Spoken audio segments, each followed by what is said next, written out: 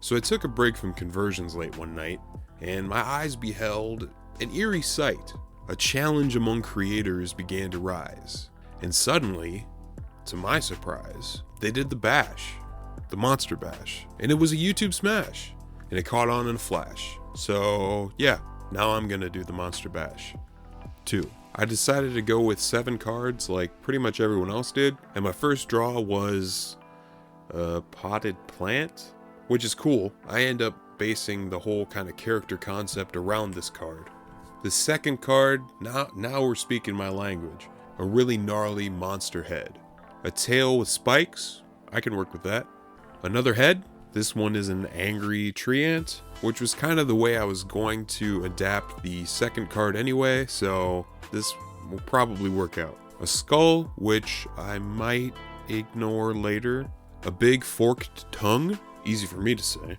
And finally, a tattered or sort of splotchy texture design. It's kind of up for interpretation, I think. I hope. So in the immortal words of the great Lesnar, let's do this! I got this flower pot from the Dollar Tree, humble brag, and I just filled that up with some XPS foam.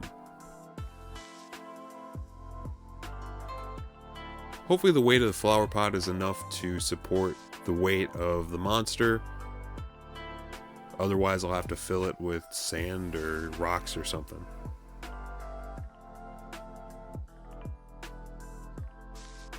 So for the body of the plant, I'm making it out of pipe cleaners. I'm not going to go into too much detail in the process for making these because I am copying exactly Encounter Terrain's method of making pipe cleaner trees. And I will link his video for that in the description below. Make sure you go check that out.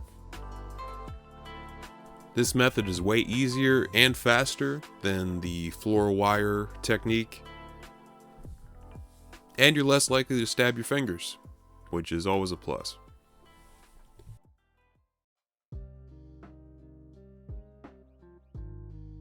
And then I hit that with a heat gun to shrink the fuzzy part of the pipe cleaner.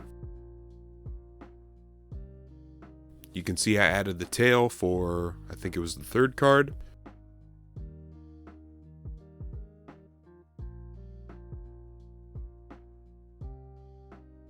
I draw the face on a piece of XPS foam so that I can just cut it out with a hot wire and then whittle it down to the shape that I want. I hot glue in some pre-baked Sculpey spikes, which will be the teeth.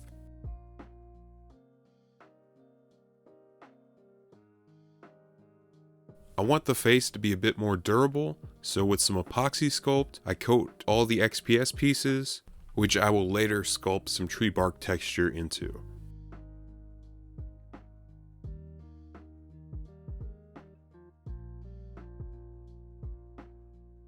I also made some horns, but I don't think I got the footage of that.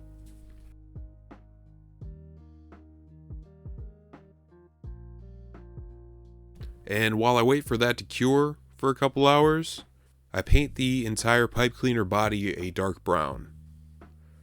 Which, side note, if you can get like white or even like a brown or a green pipe cleaner, it'll be a lot easier to paint it. I think I had to go over this 3 or 4 times with brown to kind of hide the technicolor nature of the pipe cleaners. Which it still kind of shows through, but I hope nobody really notices that. With another pass of epoxy sculpt, I sculpt in that tree bark texture. And also add rings to the horns. I take 6 Sculpey spikes, alliteration, and kind of jam those into the tail. It's more or less the same thing from the card. With quite a bit of hot glue, the face pieces are attached to the body. And because the pipe cleaners are still flexible, I can get the face position more or less exactly how I want it. I drilled 2 tiny holes in the base of each horn so that I could run floral wire through it. And I attached those by just wrapping the floral wire around the head. They're a little wobbly, so I do go back in with some hot glue to make sure that they stay put. The tongue was cut out of cardboard, and I covered that in hot glue to make it look more tongue-like, and then painted it. I don't have any footage of that because up until when I painted it, I was pretty sure I was going to chuck it in the trash and try something different, but you'll see how that turned out in a little bit.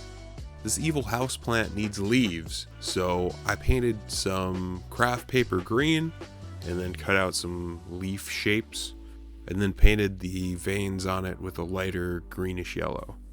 Originally, I was going to cut holes out of the leaves to abide by the 7th card, but the leaves were so small I knew that I would just ruin them if I tried to do that. So I took a more abstract approach to that card and splattered red splotches all over them. It could just be the leaves naturally turning color, but it is an evil houseplant, so it could be blood.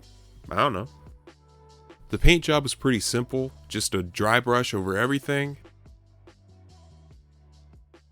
and then a lighter color for the teeth and the horns. Not pictured is the heavy brown wash I went over everything with. I went pretty excessive with the hot glue to attach the head pieces to the body, but I wasn't really happy with the texture that it left.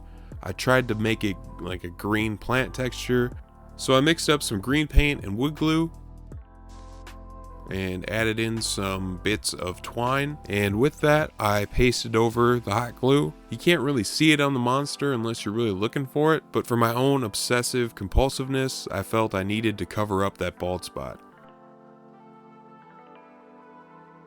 Here's that hot glue tongue I was talking about, all painted up. The eye is just a white bead with a green stuff iris painted black. And yeah, the eye and the tongue were just hot glued on. I also glued the plant to the pot, and I didn't need to add any weight to it. It balanced just fine. I cut a little wedge out of the bottom of each leaf. That way they'll attach a little bit better to the branches, which is another hot glue connection. Hot glue connection. Sounds like a tag team name. Might be something there. And I did paint over the hot glue with the same light green color from the veins on the leaves. And now we come back around to that pesky animal skull card. I was originally going to sculpt one, but with this monster being in a flower pot, it kind of throws the whole scale of things off. No animal that size would have a skull like that. So instead I took this Games Workshop bit and painted it real quick so we can have a branch grabbing it. We're just gonna fold that card up and here you go, buddy. A little bit of plant-based fiber for you. What do you think? Was I a little too fast and loose with the rules, or was I pretty loyal to the cards? This was pretty fun. I ended up making something I never would have otherwise. Hopefully you enjoyed this too, and if you did, forearm strike the like button, but do not subscribe, ever. I was just trying to be funny. That was reverse psychology. I didn't mean it. Please subscribe. Thanks for watching, and hopefully I will see you later. They're definitely not going to subscribe now.